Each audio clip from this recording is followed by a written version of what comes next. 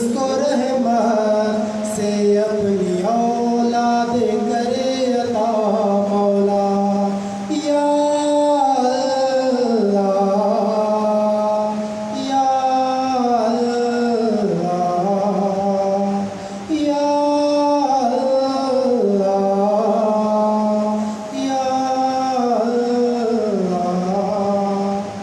جو بھی محروم ہیں بینائی سے کٹ گئے ہیں تیری خدائی سے ان کو بھی نور سے منور کر اپنے جلووں کی روشنائی سے یا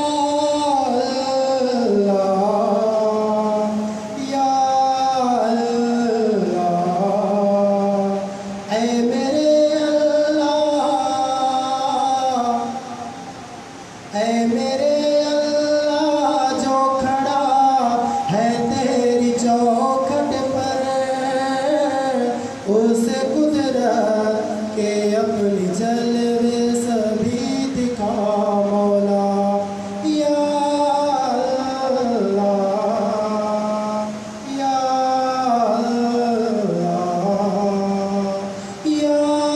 اللہ یا محمد والے محمد صلوات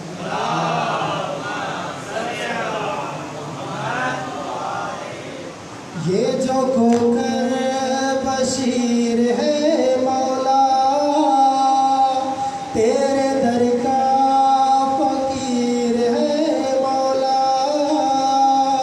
صدقہ شبیر کا شفا دے دے روتا آنکھوں سے نیر ہے مولا یا اللہ یا اللہ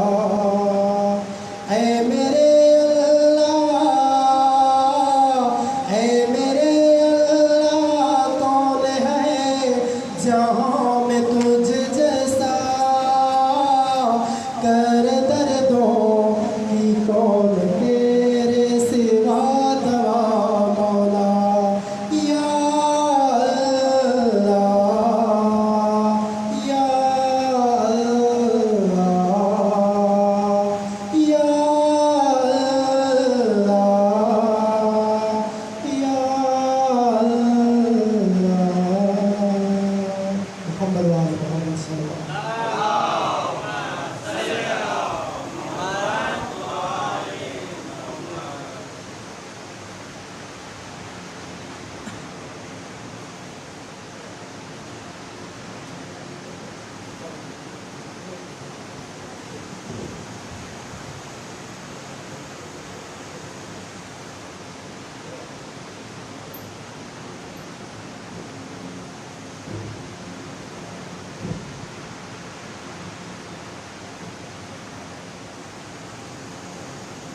نعرہ تکبیر نعرہ تکبیر نعرہ رسالت نعرہ رسالت نعرہ حیدری نعرہ حیدری خاندان زہرا پر بلندتر صلوات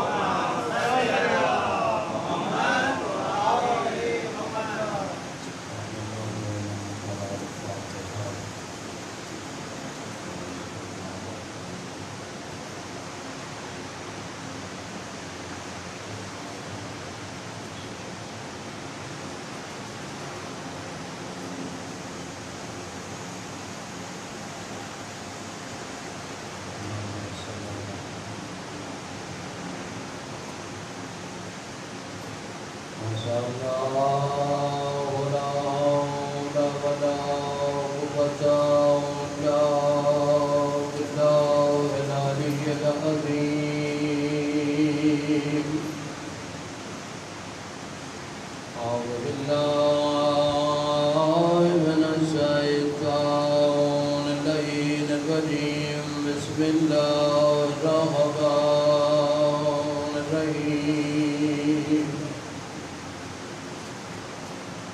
الحمد لله رب العالمين والصلاة والسلام على أشرف الأنبياء والمرسلين ورحمة للعالمين بالقاسم محمد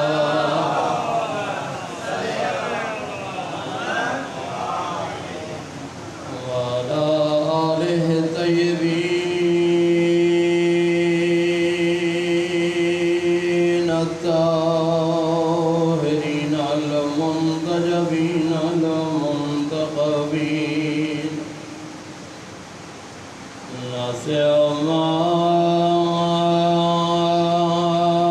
الحسن المعصوم المسموم والحسين المقتول المظلوم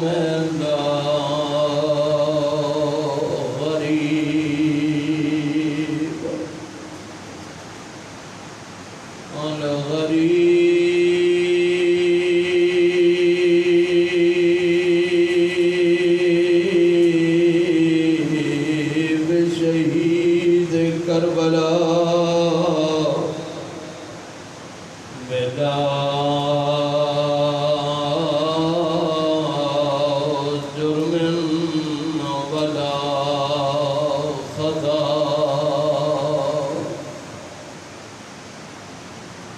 الذي قال في وقته وحدته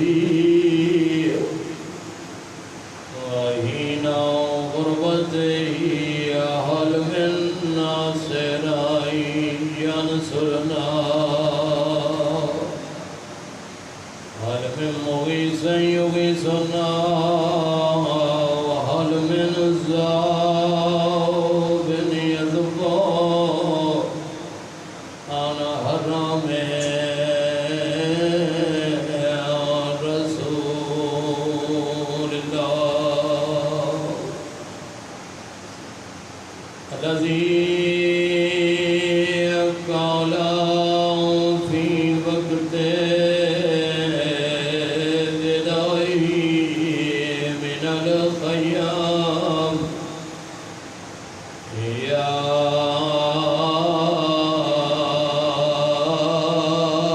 زينب يا أم كلثوم يا رقية ويا سكينة عليكن مني السلام وابنه وليد في الخيام وهرمه وسيل إلى الكوفة والشام أما بعد فقد قال الله تبارك وتعالى في كتابه المجيد والفرقانه الحميد وقوله الحق بسم الله الرحمن الرحيم تبارك الذي بيده الملك وهو على كل شيء قدير الذي خلق الموت والحياة ليبلوكم أيكم أحسن عملا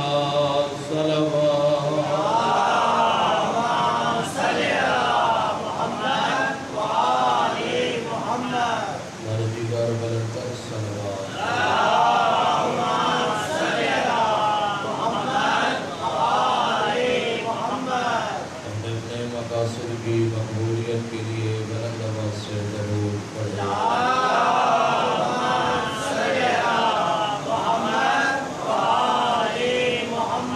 اور اپنے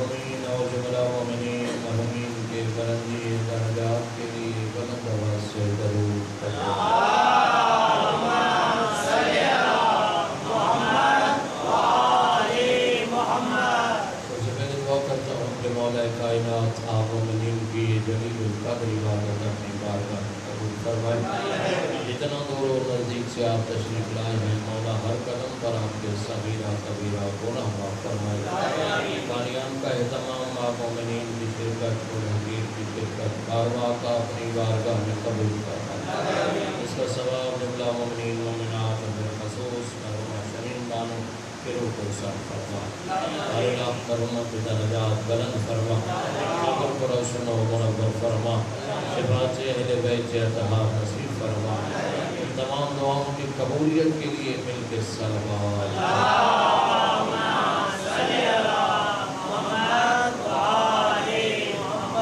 اب ان سے نماز سے ایک مرتبہ سورہ رحم کی مرتبہ سورہ اخلاص کی تلاوت فرما کر فرما شریف یاسر حسین قاضی بنت طاہر حسین قاضی اور جملہ مومنین مومنات مرحومین شہداء ملت جعفریہ کے لیے رحم اللہ من قرار خاص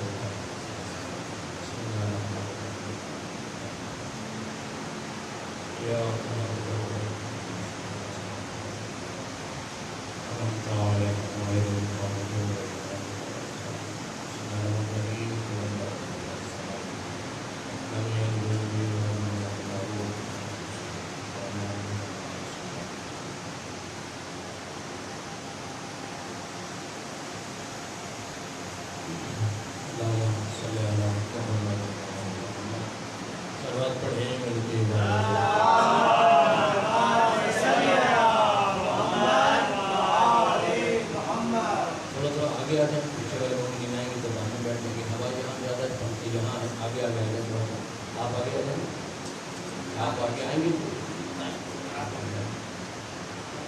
محمد والے محمد بلند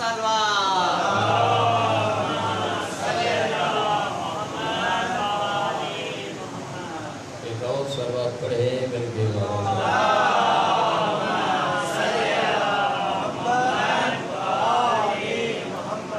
خدا نگر میں قادر سال سبق کی بچے سیاست ماں کے سال سبق کی ایسی مثال کے حوالے سے ہی میں نے آیت تلاوت کرنے کا شرف حاصل کیا خداوند متعال اپنی لارائب کتاب میں اپنی بیائب کتاب میں ارشاد فرما رہا ہے کہ تبارک الذی بیدہ الملک پاک ہے وہ ذات جس کے قبضے میں یہ ملک ہے یہ سلطنت ہے یہ حکومت ہے وَهُوَ عَلَىٰ كُلِّ شَيْءٍ قَدِيرٌ وہ ہر چیز پر قادر ہے ہر چیز پر اس کا قبضہ ہے الذی خلق الموت والحیات وہ اللہ جو موت کا بھی خالق ہے اور حیات کا بھی خالق ہے وہ اللہ جس نے موت کو بھی خلق کیا اور حیات کو بھی خلق کیا موت اور حیات خلق کیوں کیے لِیَبْلُوَکُمْ أَیُّکُمْ أَحْسَنُ عَمَلًا تاکہ وہ اللہ تمہیں آزمائے کہ تم میں سے احسن عمل کون کرتا ہے موت بھی امتحان ہے حیات بھی امتحان ہے زندگی بھی امتحان ہے اور موت بھی امتحان ہے ہر بندہ آزمائش سے گزر رہا ہے ہر بندہ امتحان سے گزر رہا ہے اچھا ایک آزمائش ہوتی ہے ایک مصیبت ہوتی ہے آزمائش اور چیز ہے مصیبت اور چیز ہے اچھا ہم سمجھتے ہیں کہ آزمائش بھی ایک ہی چیز ہے اور مصیبت بھی ایک ہی چیز ہے نہیں آزمائش الگ چیز ہے مصیبت الگ چیز ہے آزمائش کب آتی ہے اور انسان مصیبت میں کب چلا جاتا ہے اللہ اپنے محبوب بندوں کو آزمائش میں ڈالتا ہے یا یوں سمجھ لیجئے کہ جب انسان کی نیکیاں حد سے زیادہ بڑھ جائیں تو اللہ اس بندے کو آزماتا ہے اسے آزمائش میں ڈالتا ہے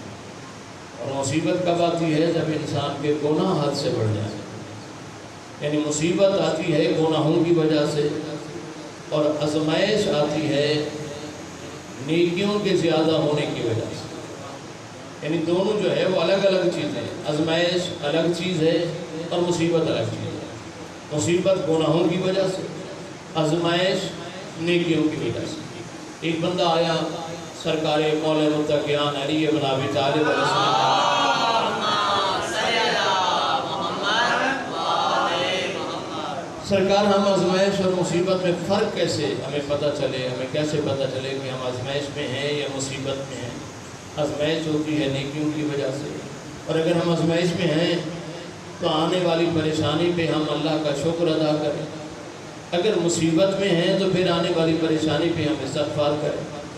بھائی اگر آزمائش ہے تو پھر شکر کریں کہ پروردگار ہم سے امتحان لے رہا ہے. اور اگر مصیبت میں ہیں اور گناہوں کی وجہ سے ہے تو پھر ہم اپنے گناہوں کی معافی مانگے, استغفار کریں. لیکن مولا ہمیں کیسے پتہ چلے؟ چونکہ آزمائش میں بھی پریشانیاں ہیں اور مصیبت میں بھی پریشانیاں ہیں. آزمائش میں بھی بندے فاقے ہیں اور مصیبت میں بھی فاقے ہیں. آزمائش میں بھی بیوی نافرمان ہو سکتی ہے, مصیبت میں بھی ہو سکتی ہے. آزمائش میں بھی اولاد نافرمان ہو سکتی ہے, مصیبت میں بھی ہو سکتی ہے. آزمائش میں بھی بیماریاں ہوتی ہیں, مصیبت میں بھی بیماریاں ہوتی ہیں. تو جو اثر آ رہا ہے دونوں چیزوں کا وہ ایک جیسا ہے. تو مولا کو ایسی نشانی بتا دیں کہ جس سے ہمیں پتہ چل جائے کہ ہم آزمائش والی کیٹیگری میں آتے ہیں یا مصیبت والی میں آتے ہیں. اب ظاہر ہے قیدی سے بہتر تو اس کا کوئی جواب دے نہیں سکتا ہے. امیر کائنات سے بہتر کون بتائے گا؟ مولا نے خوبصورت جواب دیا. مولا نے فرمایا کہ اگر تم پہچاننا چاہتے ہو کہ میں آزمائش میں ہوں یا مصیبت میں ہوں تو میں تمہیں ایک نشانی بتا دیتا ہوں. اس نشانی سے واضح ہو جائے گا کہ تم مصیبت میں ہو یا آزمائش میں ہو. مولا کیا نشانی ہے توجہ فرمائیے گا. مولا فرماتے ہیں اگر آنے والی پریشانی تمہیں اللہ کے قریب کر دے تو آزمائش ہے, اللہ سے دور کر دے تو مصیبت ہے. توجہ فرمائے گا. پریشانی آنے کے بعد اللہ کے قریب ہو گئے تو پھر آزمائش ہے. پریشانی آنے کے بعد اللہ سے دور ہو گئے تو پھر مصیبت ہے. کیا مطلب؟ یعنی پریشانی آئی, سجدوں میں اضافہ ہو گیا تو آزمائش ہے. پریشانی آئی اور نمازیں چھوٹنا شروع ہو گئی تو مصیبت ہے. توجہ فرمائے گا. یعنی آزمائش, یعنی پریشانی آتے ہی قرب الہی حاصل ہو رہا ہے تو پھر آپ آزمائش میں ہیں, اللہ آزمانا چاہ رہا ہے. اور اگر اللہ کا قرب حاصل نہیں ہو رہا, دوری ہو رہی ہے, تو اس کا مطلب ہے کہ اب تمہیں استغفار کی ضرورت ہے. توجہ فرمائے گا. شکر کی ضرورت نہیں ہے بلکہ استغفار کی ضرورت ہے. عزیزان محترم, اب یہ پتہ کیسے چلے یہ دنیا جس پریشانی میں مبتلا ہے, یہ دنیا پوری دنیا اس میں مسلمانوں کی بات نہیں کر رہا, میں سارے لوگوں کی بات کر رہا ہوں, لیکن جو خطاب مسلمانوں سے ہے تو مخاطب مجھے مسلمانوں کو کرنا ہے. تو یہ مسلم امہ جو ہے اس وقت یہ کرونا جیسی جو مصیبت میں آئی ہوئی ہے, یہ کیسے پتہ چلے گا کہ یہ ہمارے لیے آزمائش بن کے آئی ہے یا مصیبت بن کے آئی ہے؟ توجہ فرمائے گا. یہ جو بیماری آئی ہے یہ ہمارے لیے آزمائش ہے یا مصیبت ہے؟ گناہوں کی وجہ سے آئی ہے یا پھر عبادات کے زیادہ ہونے کی وجہ سے آئی ہے؟ اب مولا کے اس فارمولے کو اس پر لاگو کرو. مولا نے فرمایا اللہ کے قریب ہوں تو آزمائش ہے, اللہ سے دور ہوں تو مصیبت ہے. کوئی جب سے یہ پریشانی آئی ہے, بیت اللہ کا طواف بند ہونا بتا رہا ہے, نجف اشرف کی زیارت بند ہونا بتا رہی ہے, کربلا کے راستوں کا بند ہونا بتا رہا ہے, مسجدوں کے دروازوں کا بند ہونا بتا رہا ہے کہ ہم کسی آزمائش میں مبتلا نہیں ہیں, مصیبت میں مبتلا ہیں. اب اللہ کے قریب نہیں ہو رہے بلکہ اللہ سے دور ہوتے جا رہے ہیں. سلوات پڑھیے گا مل کے بابا.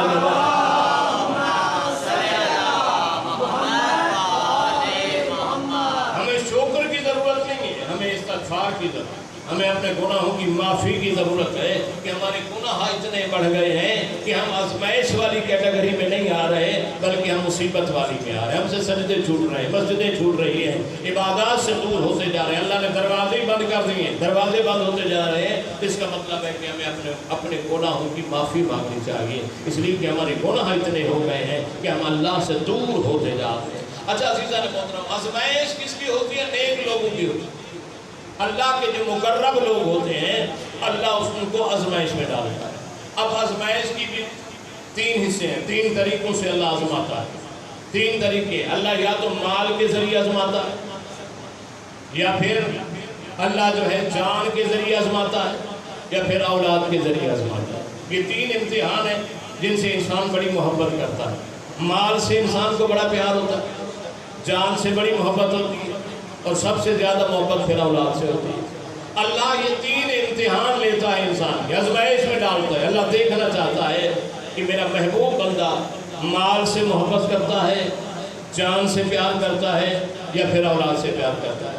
حضرت ابراہیم علیہ السلام اللہ کے مقرب نبی, جب سرکار ابراہیم علیہ السلام کے سجدے بہت ہو گئے, عبادات بہت ہو گئے, خلیل اللہ, اب اللہ نے آزمانا چاہا. دیکھو تو صحیح کہ ابراہیم علیہ السلام کو مال سے پیار ہے یا پروردگار سے پیار ہے؟ توجہ فرمائیں کہ مال سے محبت ہے یا خدا سے صلوات پڑھیے گا مل کے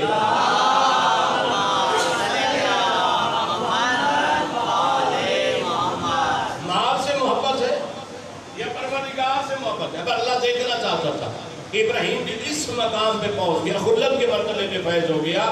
اب دیکھو تو صحیح کہ ابراہیم کو مال سے پیار ہے یا پروردگار سے پیار ہے. ایک دن حضرت ابراہیم علیہ السلام جنگل میں بکریاں چرا رہے ہیں.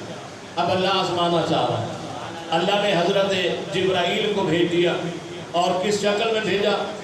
بشر کی شکل میں، عام بندے کی شکل. آئے حضرت جبرائیل مگر بشر کی شکل میں. جناب ابراہیم کا آگے سلام کیا. سلام کرنے کے بعد اللہ کی تعریف کی، سبوح قدوس رب الملائکۃ والروح. اب جب جناب جبرائیل نے کہا ہوگا سبوح قدوس رب الملائکۃ والروح، اس میں لطف کتنا ہوگا، اس میں مزہ کتنا ہوگا. بھئی حضرت جبرائیل جو کہہ رہے ہیں، وہ فرشتہ کہہ رہا ہے جو قرآن لانے والا ہے. جب اس نے اپنے انداز میں قرآن پڑھا ہوگا اور اللہ کی تعریف کی ہوگی تو اس کا لہن ہی کچھ الگ ہوگا، بات ہی کچھ الگ ہوگی. بھئی جب ایک ذاکر، ایک مولوی، ایک منقبت پڑھنے والا لہن میں ذکر حسین کرتا ہے تو آپ لوگ کھینچے ہوئے آتے ہیں. جب آپ اس سے محبت ہے اور آپ آ جاتے ہیں تو جس اللہ سے ابراہیم کو محبت تھی تو ابراہیم کیوں نہیں کھینچا ہوا آیا ہوگا؟ جناب جبرائیل نے لہن میں کہا سبوح قدوس رب الملائکۃ والروح. یہ آواز جناب جبرائیل، جناب ابراہیم کے کانوں تک پہنچی.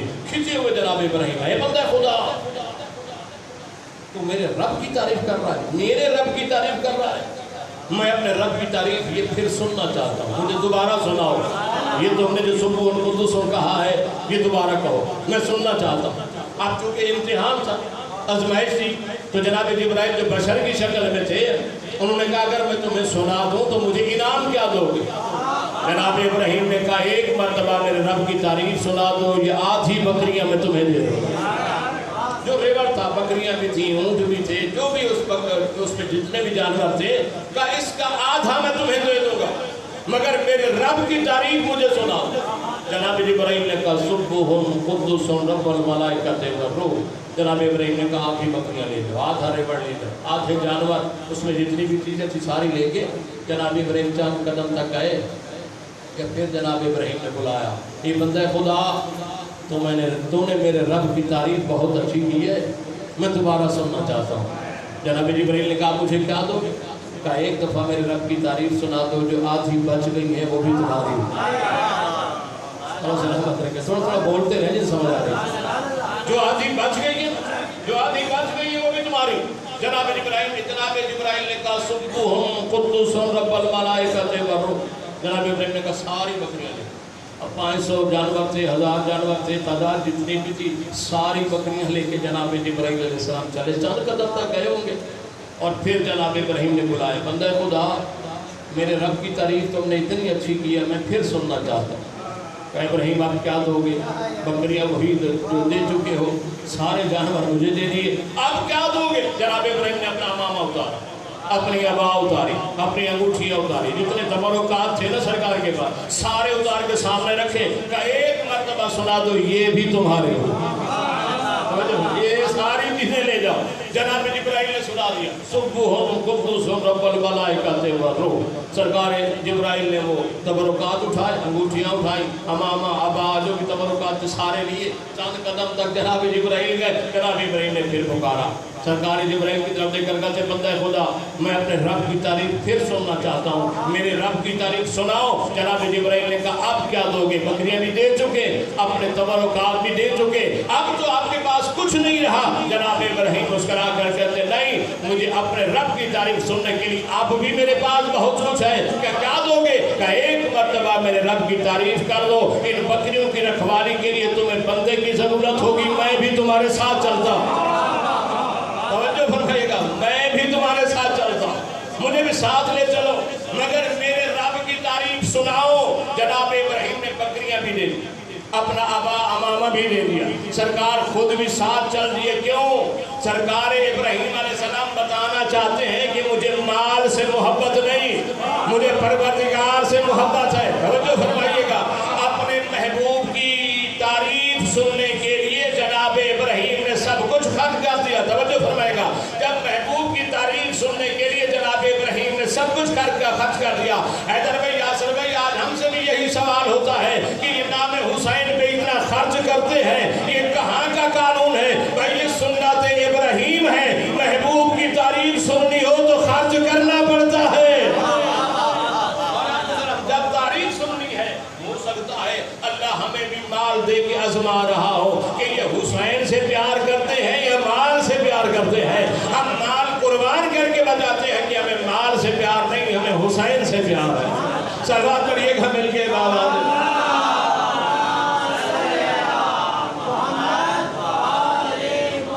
जनाब इब्राहीम साहब चल, जनाब इब्राहीम ने कह दिया ना सुकून को दूसरा वादा था जनाब इब्राहीम का, भाई मैं भी तुम्हारे साथ जाऊँ। सरकार इब्राहीम भी साथ, सारी बकरियां भी साथ को लेके जिब्राइल चंद कदम तक गए। अब आदि कुदरत जिब्राइल, बस इससे ज्यादा मेरे बंदे को ना सके, मेरा बंदा कामयाब हो गया, मेरा बंदा इम्तिहान में आजमाइश में कामयाब हो गया है। इब्राहीम को माल से प्यार नहीं, परवरदिगार से प्यार। बस इससे ज्यादा इम्तिहान ना, बस इससे ज्यादा आजमाइश में ना डाल, मेरा बंदा कामयाब हो गया है। हजरत जिब्राइल अलैहिस्सलाम वापस अपनी नौरानी शक्ल में आए और कहा, इब्राहीम क्या आपने मुझे पहचाना नहीं? मैं तो जिब्राइल हूँ। आपने मुझे पहचाना नहीं? मैं जिब्राइल हूँ। ये बकरियां भी आप वापस लें, ये अपने तबरुकात भी वापस लें, मैं जिब्राइल हूँ। आपने मुझे पहचाना नहीं? सरकार इब्राहीम देकर फरमाते, जिब्राइल मैं कैसे पहचानता?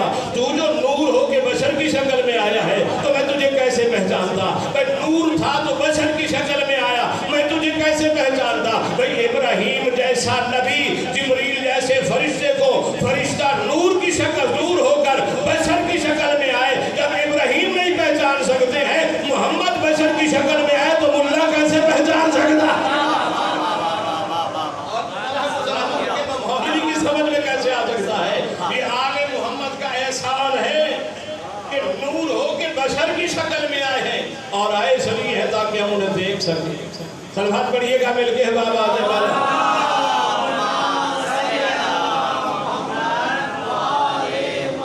पहला इम्तिहान जनाब इब्राहीम का माल का इम्तिहान, इसमें हो गए कामयाब।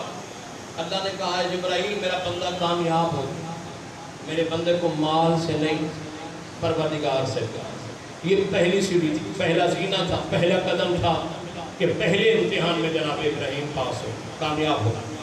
अब अल्लाह ने कहा देखो तो सही कि इब्राहीम को जान से प्यार है या परवरदिगार से प्यार है। अब दूसरा स्टेप, अच्छा पहले बंदा माल से प्यार करता है, लेकिन अगर जान पे बन जाए तो बंदा फिर माल कुर्बान करता है और जान बचा लेता है। सब यानी माल से ज्यादा मोहब्बत जान से होती है। तो देखते नहीं है बंदा बीमार हो जाता है, खुदा ना खासा जितना माल आया सारा लगा देता है कि जान बच जाए, जान होगी तो फिर माल आ जाएगा। माल से बड़ी मोहब्बत होती है मगर जान से ज्यादा से। फिर दूसरा इम्तिहान, पहला इम्तिहान माल का था, अब दूसरा इम्तिहान, दूसरी आज़माइश जनाब इब्राहीम की जान की। अब अल्लाह देखना चाहता था कि इब्राहीम को जान से प्यार है कि परवरदिगार से प्यार है। जनाब इब्राहीम से परवरदिगार ने कहा इब्राहीम जाओ नमरूद को जो है वो दावत इस्लाम दो, उसे बताओ कि अल्लाह एक है, अल्लाह वाहदहु ला शरीक है। जनाब इब्राहीम चले गए नमरूद के दरबार और उसे जाकर कहा भी देखो अल्लाह एक है, अल्लाह वाहदहु ला शरीक है और मैं उस अल्लाह का नुमाइंदा हूँ, मैं उसका पैगाम लेकर आया हूँ, मैं हाज़िर बरहक हूँ। तो नमरूद ने कहा कि ये बताओ कि तुम्हारा खुदा क्या कर सकता? जनाब इब्राहीम ने कहा कि मेरा अल्लाह वो है जो जिंदगी देता है, मेरा अल्लाह वो है जो मौत देता है, यानी मौत और हयात मेरे अल्लाह के हाथ में है। नमरूद कहता है ये काम तो मैं भी कर सकता हूँ, यानी जिंदगी और मौत तो मैं भी दे सकता हूँ। जनाब इब्राहीम ने कहा वो कैसे? उसने कहा भी देखो, उसने अपने दरबारों को बुलाया और कहा देखो मेरे कैद खाने में जितने कैदी सजा के इंतजार में, जिनकी सजा हो चुकी है, फांसी की सजा हो चुकी, उन्हें रिहा कर दो और जो रिहा होने वाले हैं उन्हें सूली पे लटका। जो फांसी का इंतजार कर रहे हैं उन्हें आजाद कर, और जिन्हें आजाद होना है उन्हें सूली पे लटका। उन्होंने जाकर वैसा ही किया। नमरूद देखकर कहते इब्राहीम देखो ये मौत और हयात तो मैं नहीं दे सकता, जिनकी जिंदगी थी मैंने उनको मौत दे दी, जिनकी मौत थी उनको मैंने जिंदगी दे दी, मरने वालों को जिंदगी में बदल दिया और जिंदगी वालों को मैंने मौत में बदल दिया, ये काम तो मैं भी कर सकता हूँ। अब दूसरा सवाल जनाब इब्राहीम ने किया, सरकार इब्राहीम देकर फरमाते सुनो सुनो नमरूद, मेरा अल्लाह वो है जो मशरिक से सूरज निकालता है, तुम जरा मगरिब से निकाल के दिखाओ। मेरा अल्लाह वो है जो सूरज को मशरिक से निकालता है, سے نکال کے دکھاؤ. عالم ارواح میں میں نے جناب ابراہیم کی بارگاہ میں عرض کی سرکار ذرا خیال کرنا ایک مشیت گر ایسا بھی آنے والا ہے جو ڈوبے ہوئے سورج کو واپس پلٹا کے دکھائے گا. صلوات پڑھیے گا مل کے بآواز بلند.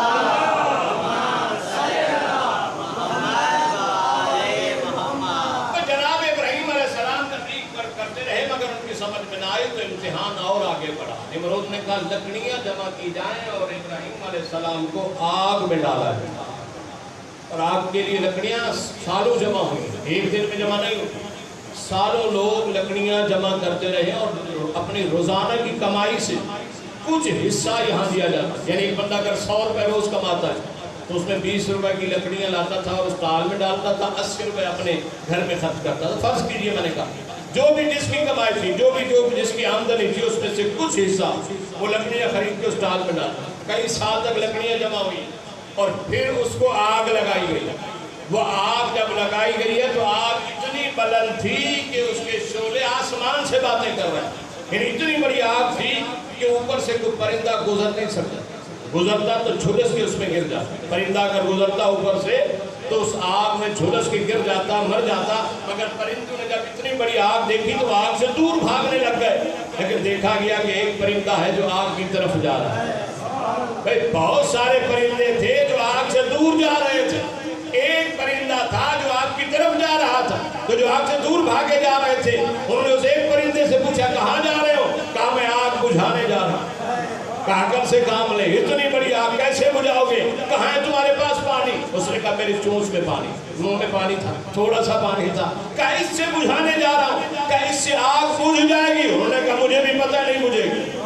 یہ تھوڑا سا پانی ہے, اس سے آگ نہیں بجھے گی. کہا جب بجھے گی نہیں تو جا کیوں رہے ہو؟ کہا یہ تھوڑا سا پانی آگ پہ ڈال کے میں دنیا والوں کو بتانا چاہتا ہوں میرا تعلق ابراہیم کے ساتھ ہے, نمرود کے ساتھ نہیں ہے. مجھے نہ مجھے مگر یہ بتانا ہے کہ میں کون ہوں. میں ابراہیمی ہوں, نمرودی نہیں ہوں. تھوڑی سی آگ, تھوڑا سا پانی آگ پہ ڈالنے سے چاہ رہا ہوں. اب 1400 سال سے دنیا مجھے اور آپ کو بھی یہی تانے دے رہی ہے. یہ تھوڑے سے شیعہ جمع ہو جاتے ہیں, یا حسین کی سجائیں لگاتے ہیں, سینے پہ ہاتھ مارتے ہیں. ان تھوڑے سے لوگوں سے کیا ہو جائے گا؟ میں نے کہا کچھ بھی نہ ہو, مگر سینے پہ ہاتھ مار کے ہمیں بتانا ہوتا ہے کہ ہمارا تعلق حسین کے ساتھ ہے, یزید کے ساتھ نہیں ہے. ہمیں صرف یہی بتانا ہے کہ ہم حسینی ہیں, ہم یزیدی نہیں. ہو ہمارے سینے پہ ہاتھ مارنے سے ہو سکتا ہے کچھ نہ ہو, مگر ہمیں بتانا تو ہے. اس پرندے کی طرح ہمیں بتانا تو ہے کہ ہمارا تعلق کس کے ساتھ ہے. تو عزیزان حضرت ابراہیم علیہ السلام کو ڈالنا تھا اس آگ میں, اور آگ میں ڈالنا بھی آسان کام نہیں. پریشان تھا نمرود کی آگ میں ڈالا کیسے جائے. تو ایک بندہ انہیں مشورہ دینے آگا, انہوں نے کہا میں بتاتا ہوں کیسے ڈالا. کیا کرے گا؟ ایک جھولا بناؤ, منجنیق جس کو لکھا گیا کتابوں میں, کیا ایک جھولا بناؤ لکڑی کا, اس میں جناب ابراہیم علیہ السلام کو بیٹھاؤ, اس کے ساتھ رسی باندھو, کھینچتے ہوئے دور لے جاؤ. جب اس کو چھوڑو گے تو جناب ابراہیم آگ کے اندر جا کر گرے گا. انہوں نے ویسا ہی کیا, ایک جھولا بنایا گیا, اس میں جناب ابراہیم کو بیٹھایا گیا, رسی باندھ کے کھینچ کے چھوڑا. جناب ابراہیم آگ کی طرف جا رہے ہیں. آواز قدرت جبرائیل جاؤ میرے بندے سے پوچھو مدد کی ضرورت ہے. اس وقت جناب جبرائیل آئے جب جناب ابراہیم آگ کی طرف جا رہے تھے. اللہ کا پیغام لے کر, ابراہیم جی جبرائیل مدد کی ضرورت ہے. کہاں جبرائیل بالکل ہے, مگر تیری مدد کی ضرورت نہیں, اللہ کی مدد کی ضرورت ہے. مجھے تمہاری مدد کی ضرورت نہیں, پروردگار کی مدد کی ضرورت ہے. بس اس ثابت قدمی کو جب پروردگار نے دیکھا, آواز قدرت جبرائیل جاؤ آگے نمرود کو ابھی ٹھنڈا کر دو, اس لیے کہ میرا محبوب بندہ اس امتحان میں بھی کامیاب ہو. ابراہیم کو جان سے پیار نہیں, پروردگار سے پیار, جان سے محبت نہیں, اللہ سے محبت ہے. جناب ابراہیم جب آگ میں آئے تو آگ گلزار ہو گیا. نمرود پریشان ہو گیا کہ اب آگ نے بھی اس کا کچھ نہیں بگاڑا ہے. توجہ فرمائیے گا, اس نے جناب ابراہیم سے آگ باہر بلایا اور کمپرومائز کرنا چاہا. جو کچھ لینا چاہتے ہیں آپ لے لیں, مگر یہ تبلیغ چھوڑ دیں. جناب ابراہیم نے فرمایا نہیں, مجھے نہ دولت کی ضرورت ہے نہ شہرت کی ضرورت ہے, جو میں اللہ کا پیغام لے کر آیا ہوں وہ پہنچاتا رہوں گا. صلوات پڑھیے گا مل کے آواز.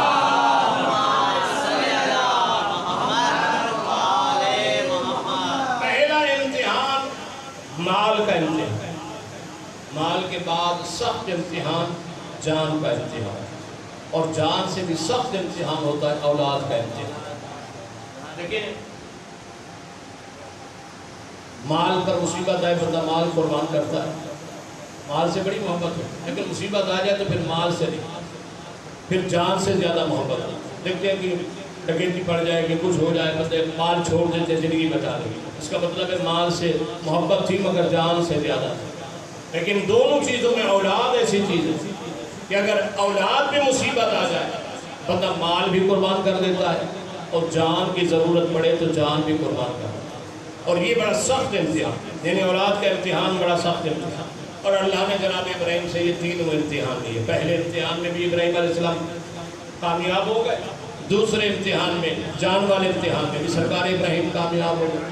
اب اللہ لینا چاہتا ہے تیسرا امتحان، اور تیسرا امتحان ہے اولاد کا امتحان۔ ابراہیم کو اولاد سے پیار ہے، یہ پروردگار سے پیار۔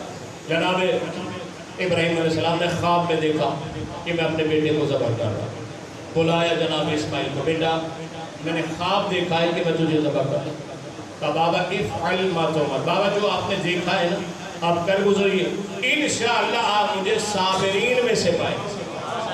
توجہ فرمائے گا، صابرین میں سے پائیں گے، یعنی صابرین کہا ہے، شاکرین نہیں کہا۔ توجہ فرمائے گا، بھئی صبر اور چیز ہوتی ہے، شکر اور چیز ہوتا ہے۔ صبر ہوتا ہے مصیبت پر، شکر ہوتا ہے نعمت کے ملنے پر۔ بھئی خدا نہ خاصہ اگر کسی کا جوان بیٹا مر جائے تو آپ جب تعزیت کے لیے آتے ہیں تو کیا کہتے ہیں کہ صبر کرو، مصیبت ہے اس پہ صبر کرو، آزمائش ہے صبر کرو۔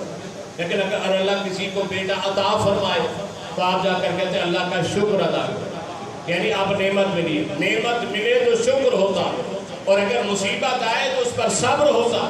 جناب ابراہیم علیہ السلام نے کیا کہا کہ میں تمہیں خواب میں دیکھا میں ذبح کر رہا ہوں، تو جناب اسماعیل نے کیا کہا بابا آپ جو نے جو کچھ دیکھا ہے وہ کر گزری ہے، انشاءاللہ آپ مجھے صابرین میں سے پائیں گے، یعنی صبر کرنے والا پائیں گے، شکر کرنے والا نہیں پائیں گے۔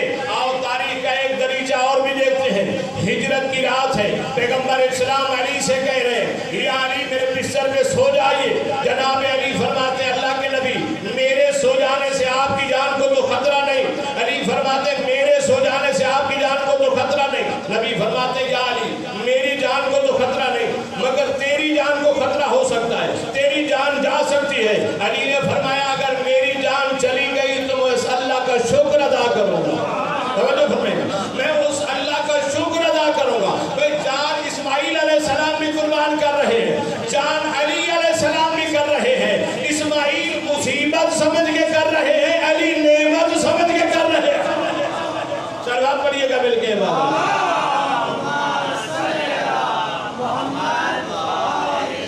جناب ابراہیم علیہ السلام نے اسماعیل علیہ السلام کو جب یہ کہا تو فرما بردار بیٹا تھا، مطیع بیٹا تھا۔ یہ دیکھیں فرما برداری کتنا ہے کہ اگر باپ حکم دیتا ہے کہ چھری چلانی ہے تو بھی بیٹا اف نہ کرے باپ کے ساتھ، لیٹ جائے، یہ فرما برداری کا مقام ہے۔ کہ جناب اسماعیل علیہ السلام نے کہا بابا آپ نے جو بھی دیکھا کرو، گھر سے چلے، چھری لی، رسی لی، جانے لگے تو جناب حاجرہ نے پوچھا کہ سرکار کہاں جا رہے ہیں؟ کہا دوست سے ملنے جا رہے ہیں۔ یہ بھی جھوٹ نہیں بولا جناب ابراہیم نے، نبی ہے نا جھوٹ تو بول ہی نہیں سکتے، نسبت نہیں ہو سکتی جھوٹ کے لیے، یعنی خوبصورت جملہ کا دوست سے ملنے جا رہے ہیں، جو کہ جناب ابراہیم کا لقب ہے خلیل اللہ، خلیل کے معنی ہوتے ہیں دوست، تو جناب ابراہیم نے جو بھی کہا وہ سچ کہا ہے، کہ دوست سے ملنے جا رہے ہیں۔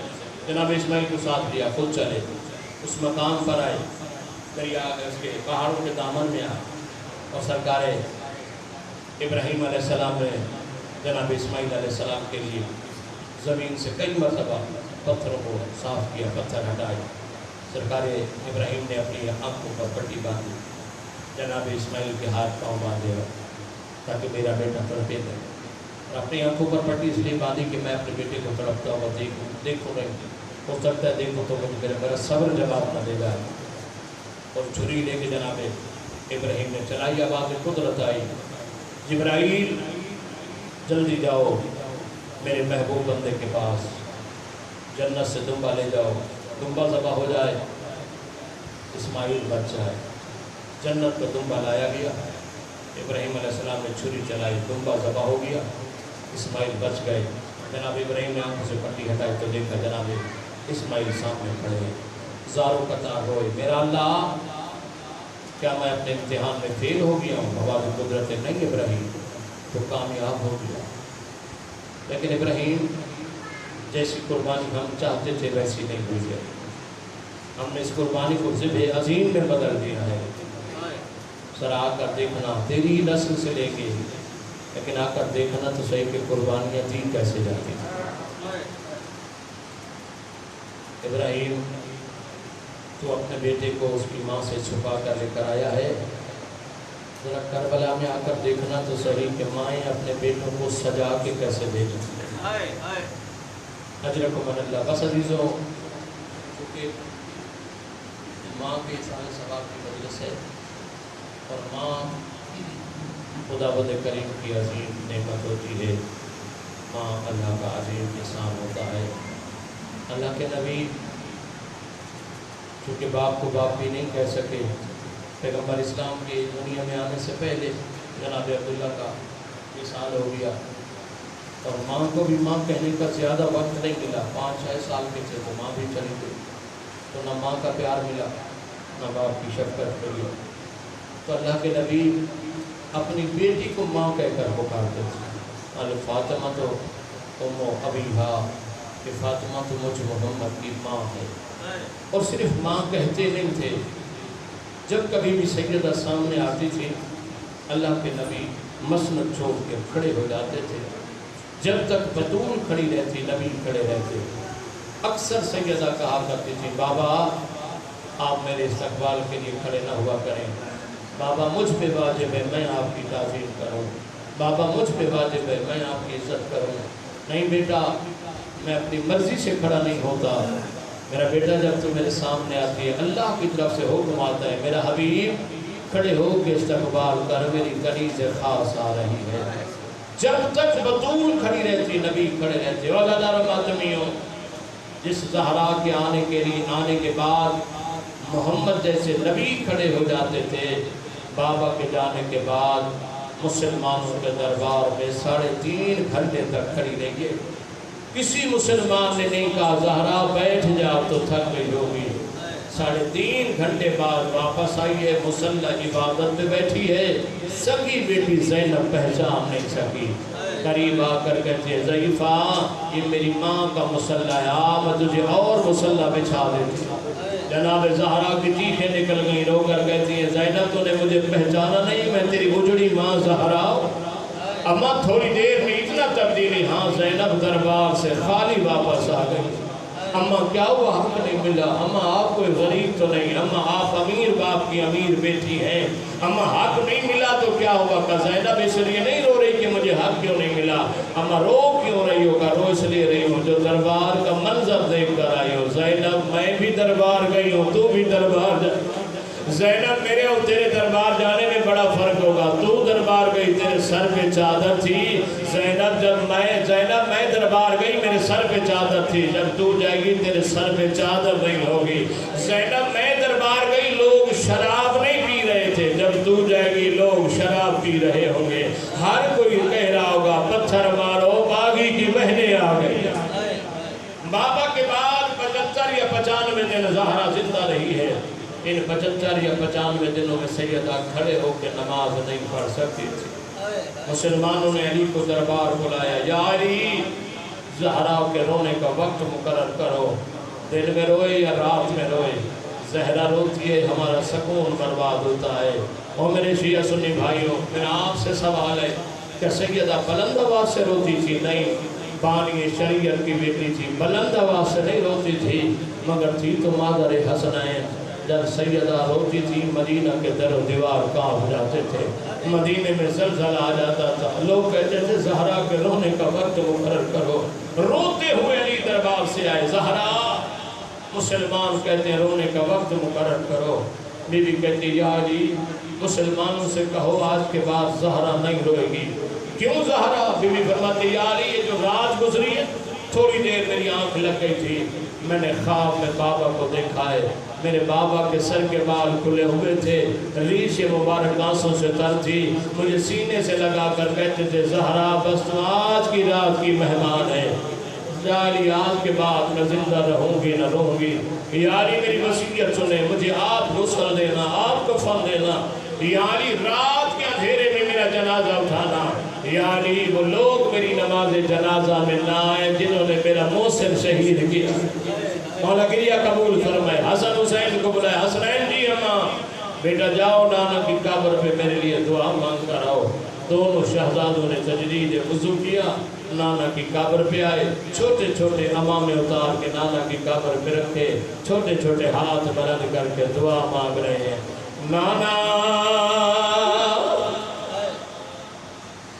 میرا امیر، نانا میرا سلطان، نانا نانا ہماری ماں بیمار ہے، شرم کر کے نہیں، غریب بن کے رونا ہے، زندگی کا نہیں بتا، رو بھی رہے ہیں، نانا کو حال بھی سنا رہے، نانا کئی دن ہو گئے ہماری ماں نے کھڑے ہو کے نماز نہیں پڑھی، نانا ہماری ماں کا پہلو زخمی ہو گیا، نانا ساری ساری رات ہماری ماں بین کر کے روتی ہے، شیعوں روتے روتے دونوں شہزادوں کو نانا کی قبر پہ نیند آ گئی، دونوں نے خواب میں نانا کو دیکھا ہے، حالت کیا ہے، نانا کا امامہ اترا ہوا ہے، رو کر کہتے ہیں میرے لال واپس چلے جاؤ، یتیم ہو گئے اور زہرا اس دنیا سے رخصت ہو گئی۔ اجرکم اللہ، مولا گریہ قبول فرمائے، دعا مانگا کرو، دعا مانگا کرو، کسی بیٹے کو ماں کی موت کی خبر نہ ملے۔ دونوں شہزادے نانا کی قبر سے اٹھے، امامے وہیں رہ گئے، روتے ہوئے آ رہے ہیں، امامہ کرتے ہوئے آ رہے ہیں، چیوں کر کے دروازے پر آئے، جناب فضا نے دروازہ کھولا، حسنین فرماتے اماں فضا ہماری ماں کہاں؟ جناب فضا کہتی ہے میرے لالا پہلے کھانا کھا لو، سیدہ کی وصیت تھی فضا پہلے کھانا دینا پھر میری موت کی اطلاع دینا، جناب فضا کہتی ہے میرے لالا پہلے کھانا کھا لو، جیسے کھانے کا نام ہے حسنین کہتے ہیں اماں تو جانتی ہے کبھی ماں کے بغیر ہم نے کھانا نہیں کھایا، ہمیشہ ہمیں ماں کھانا کھلایا کرتی ہے، جیوں جب کائنا ماں کھانا کھلایا کرتی ہے۔ حسنین جناب فضا کہتی ہے حسنین میں بھی تو آپ کی پالنے والی ماں ہوں، آؤ میں آپ کو کھانا کھلاتی ہوں۔ جب فضا نے کہا میں پالنے والی ماں ہوں، اب حسن کھڑے رہے، مولا حسین آگے بڑھے، رو کر کہتے ہیں اماں فضا وہ تو میرا امیر بھائی ہے، مجھے پہچان، میں غریب ہوں۔ اماں وہ امیر ہے، میں غریب ہوں، جناب فضا دیکھ کر کہتے ہیں حسین مجھے سمجھ نہیں آ رہی، حسن کا بابا بھی علی، تیرا بابا بھی علی، حسن کی ماں بھی زہرا، تیری ماں بھی زہرا، حسن کا نانا بھی محمد، تیرا نانا بھی محمد، حسین مجھے بتا تو غریب کیوں ہے، حسن امیر کیوں ہے؟ حسین ہاتھ جوڑ کر کہتے ہیں اماں غریب کے معنی یہ نہیں ہوتے جو آپ نے کیے ہیں، اماں امیر اسے کہتے ہیں جسے وطن پہ قبر نصیب ہو، اماں مجھے پہچان میں کربلا کا غریب ہوں، اماں مجھے غسل دینے والا کوئی نہیں ہوگا، اماں میرا جنازہ اٹھا لے۔ اجرکم اللہ، بس اللہ ماتمیوں ختم کرنا میں قصہ مکمل، زہرا دنیا سے رخصت ہوئی، علی مولا نے غسل دیا، کفن دیا، نماز جنازہ تیار، دنیا کا دستور بتا رہا ہوں، جب کسی کی ماں مر جائے اللہ دارو ماتمیوں دنیا کا دستور ہے اسے غسل دیا جاتا ہے، کفن دیا جاتا ہے، غسل کفن دینے کے بعد میت صحن خانہ میں رکھی جاتی ہے، ایک آواز بلند ہوتی ہے آؤ ماں کا آخری چہرہ دیکھ لو، چیوں بیٹوں کو بلایا جاتا ہے، بیٹیوں کو بلایا جاتا ہے، یہ قیامت کا منظر ہوتا ہے جب آخری چہرہ دکھایا جاتا ہے، اولاد سب کچھ بھول جاتی ہے، یہ آخری منظر نہیں بھلا سکتی ہے، چیوں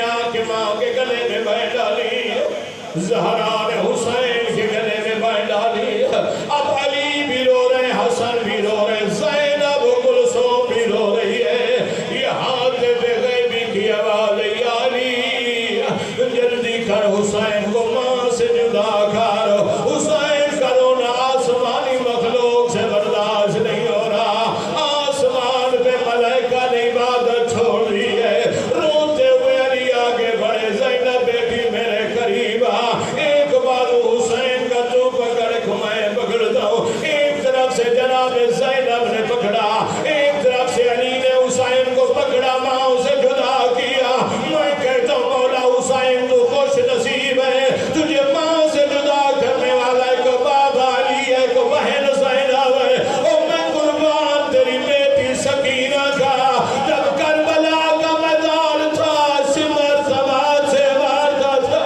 رو کر کہتی تھی ظالم نوار، میرا چھڑانے والا کوئی نہیں رہ گیا، اور میرا غازی مارا گیا۔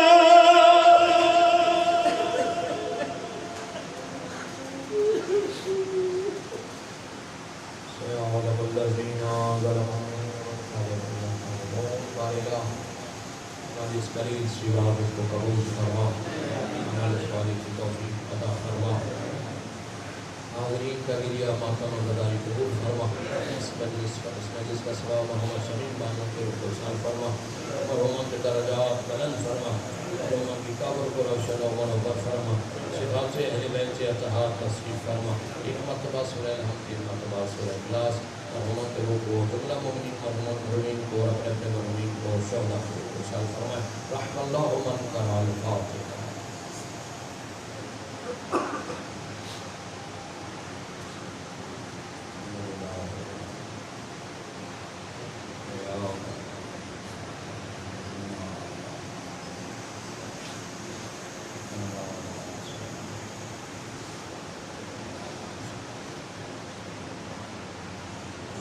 اللهم اغفر للمؤمنين والمؤمنات والمسلمين والمسلمات والأحياء منهم والأموات، آمين اللهم بيننا وبينهم بالخيرات إنك تريد الدعوات إنك على كل شيء قدير برحمتك يا رحمن